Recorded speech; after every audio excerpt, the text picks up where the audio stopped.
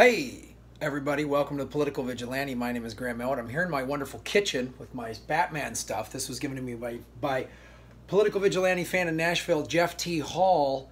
It's a Batman doing a palm strike from my act. And that is this Pura Vida thing I got, this surfboard that I got in Costa Rica. That's like they're saying down there, which is like pure life. It's a wonderful attitude. Many of you have asked me how, they're like, Graham, do you compost, and how do you compost in your apartment?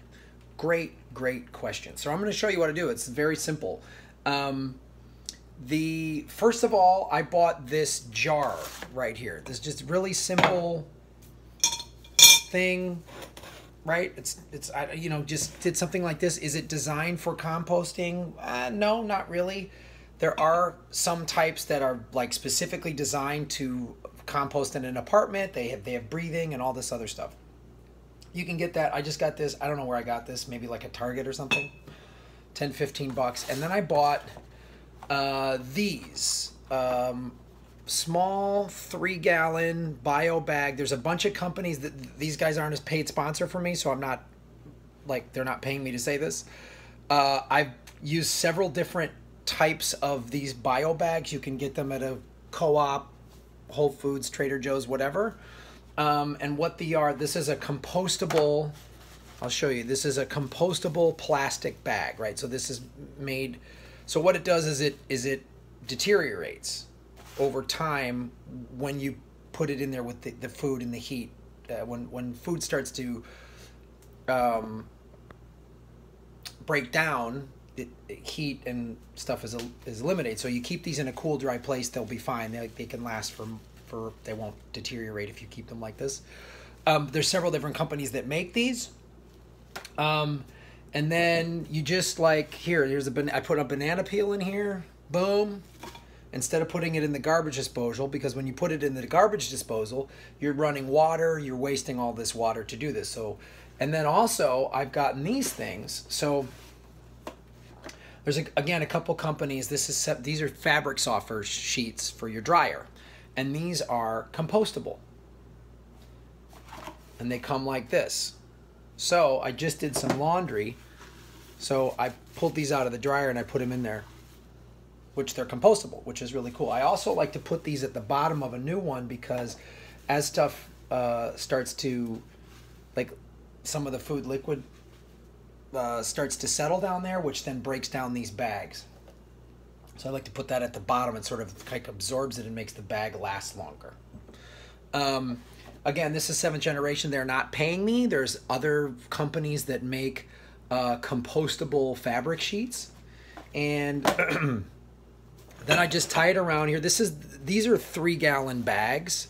So that's pretty big. So I don't have the space for a big 3-gallon thing. I just use it under my sink, right there. So I don't have a lot of space. But depending on what space you have, you could get a bigger 3-gallon thing. You could put it on your countertop. And then I just tie it off here like that. It's real simple. It's real makeshift. But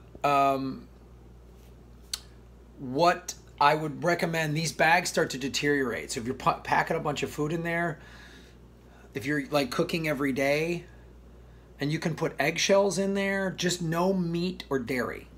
Okay, if you eat meat, no moldy cheese, just fruits and vegetables and grains and stuff like that. Any meat scraps do not put in there, because they get real nasty, like maggots and shit. I don't know, horrifying.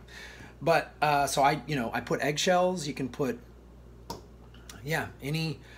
I like doing this because then I try not to waste food. I hate wasting food, but if something does go bad in my fridge, I put it in there and I don't feel as bad. Now, the city that I live in has yard waste bins for your yard trimmings, and you can put these compostable bags in there, and the city will do that.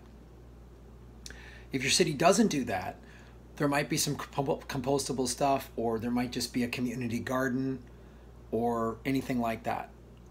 So that's where so then it goes into like the city has compost. So I would check what your city has in terms of its curbside collection. And I don't know if if you live in an apartment or condo complex, is there some sort of garden or whatever where you could do this, or a bigger compost bin? So this is what I do. Pretty cheap and affordable, pretty easy. Just the thing about, like I said, these start to deteriorate. So I've like put them in there, and then like I've been traveling and I forget, and then they start to deteriorate, so I have to like double bag it or whatever. But it's pretty simple. Whole thing, you know, I don't know, 15, 20 bucks. These bags are, I don't know, $6, $7. Maybe these are 5 or 6, somewhere in there. So any compostable plastics that you use, there is plastic silverware for, like, it's summertime, we're getting into, you know, everybody's having picnics and barbecues. I would highly recommend buying compostable plastic forks and knives.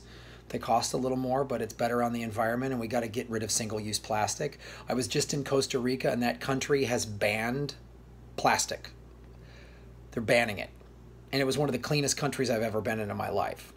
And paper straws, compostable, if they are compostable, like plastic cups for like sodas or whatever, compostable plastic, there's alternatives for all of this. And if your stores don't carry them, you can buy them online. Thanks for supporting the show, you guys. This is another, this is how we're going to make Gotham great again, by being a bunch of hippies that compost our food. Thanks for watching.